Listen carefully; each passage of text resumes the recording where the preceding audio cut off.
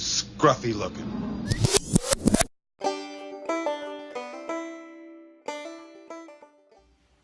What's up, guys?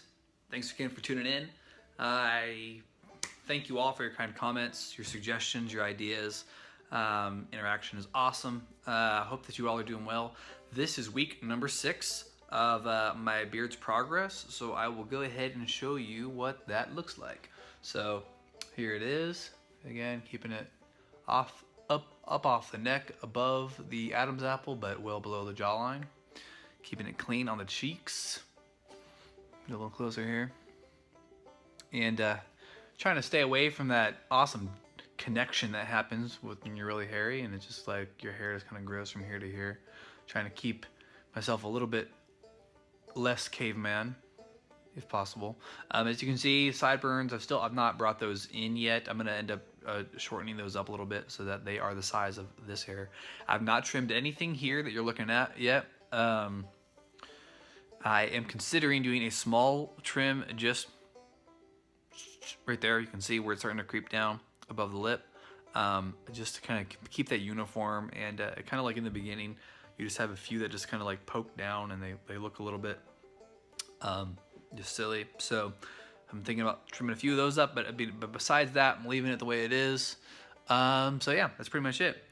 So yeah, week number 6 has begun. I'm in the middle of it right now, and well on my way to 2 beards, or 2-month beard. Yeah, that's all I've got for you in terms of what my face looks like. I want to talk a little bit about my beard journey today. So it was something I'd referenced in my first video, and I had written a blog for Urban Beardsman, which used to be a spin-off site of Beard Brand, and then I just literally just now realized that they incorporated that, they brought it like into the main Beard Brand site, and I'll put a link there for my blog, my blog post, so you can see it. And I want to talk a little bit about that today, so the content of that. So if you've read it before or you are reading it, you're gonna hear some of the same things repeated. But here's the video version for you who don't want to read the whole thing. So I first started shaving probably when I was like 13 or 14 years old. It did hit me pretty young. And I will show a few pictures of that. My beard did not always look great.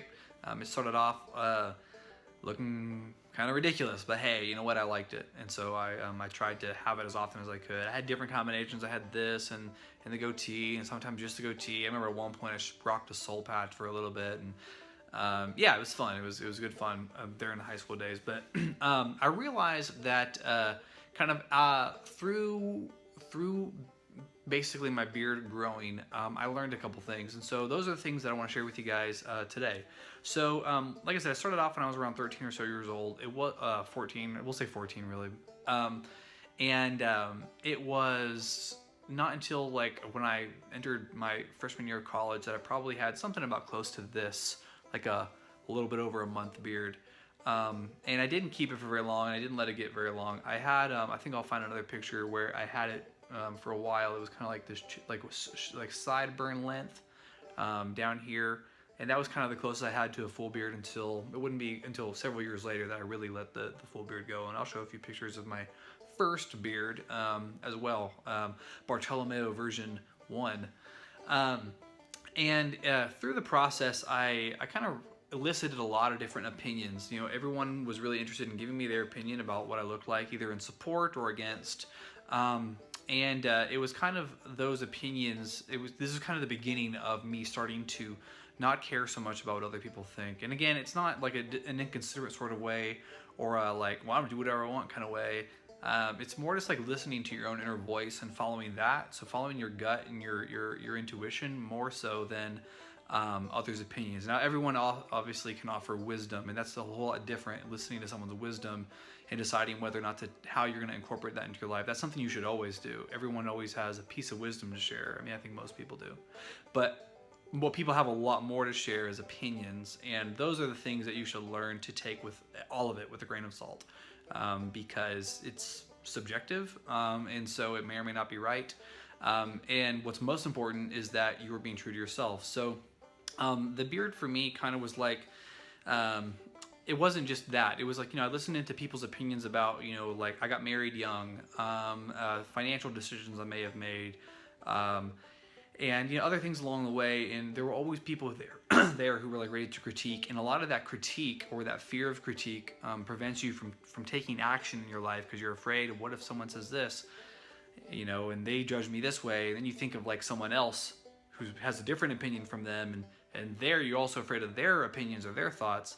And so both of them have opposing thoughts or viewpoints or whatever, and both of you would judge for whatever direction you may go. So lots of times you end up just not taking action on certain things. And that was a lot of my life for a long time, where I wasn't taking action on stuff that I wanted to do, or the things that I wanted to do for myself or my family, or the way that I wanted my life to progress.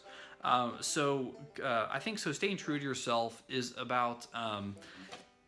It's not just about getting, it's not just about growing out your beard or looking a certain way or whatever. It's kind of like every aspect of your life. And the beard for me was just kind of one of them. It's kind of like my anchor, or my means to an end, if you will. And so I realized that as the more I was true to myself, the more I started to attract other people who were also open-minded and were able to appreciate, or expand, my perspective. And those are the type of people that I think you want in your life.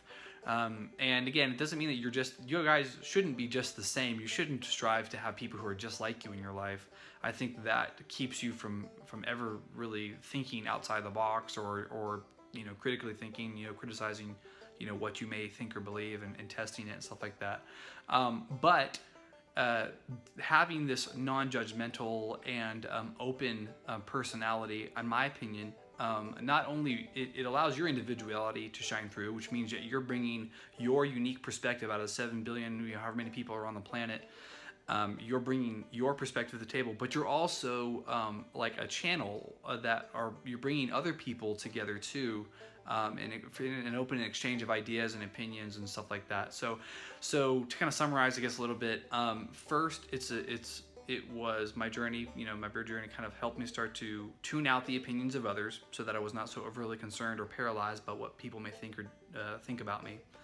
And then that kind of led to other people, starting to attract the kind of people that are going to be encouraging to you, or are motivational to you in your life, and try to get you to accomplish new things, or to go to new places, and expand your horizon and your understanding. Because the more that you can expand your own thinking, I think the more that you can empathize with others. And empathy is really what the world needs.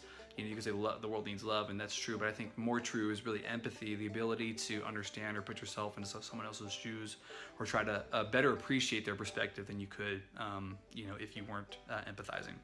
So kind of going along after that, so it was college when I kind of had my first beard, and I didn't let it get very long, and then it was in 2013-ish or so that I really started growing my beard out. Was it 2013 or 2012?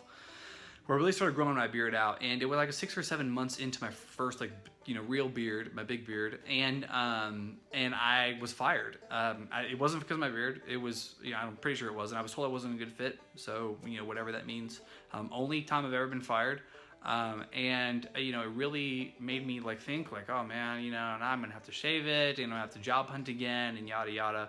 But I decided, I remember it was a resolve that I kind of set forth. I was like, you know what, I don't want to work at a place that isn't going to appreciate individuality. Someone who's a place that's going to be like, oh, this guy, look at this guy, this hipster or bearded, whatever. He's, and think that I'm lazy, or I don't get stuff done, or whatever. I'm really good at getting stuff done, and I work hard.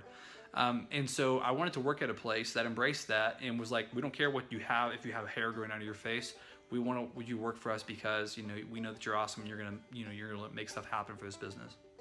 So in doing that, I freelanced for a little bit, and then I ended up getting a job.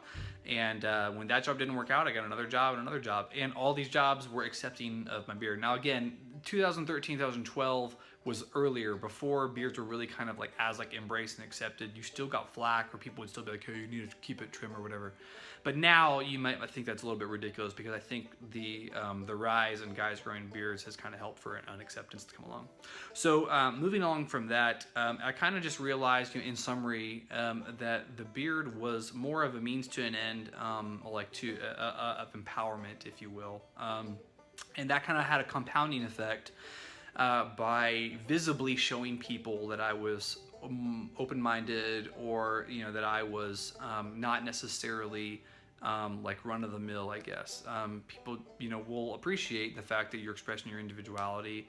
Someone in the same, if you have a certain sense of style, that's just different. And it's you can do it with more ways than just a beard, but this channel is about, in this video is about beards, so I'm kind of talking about the way that beards can do that. So yeah, I mean, I think that your self-expression is going to alienate people, but those are the people that you probably don't really want in your life. It's going to attract the right type of people.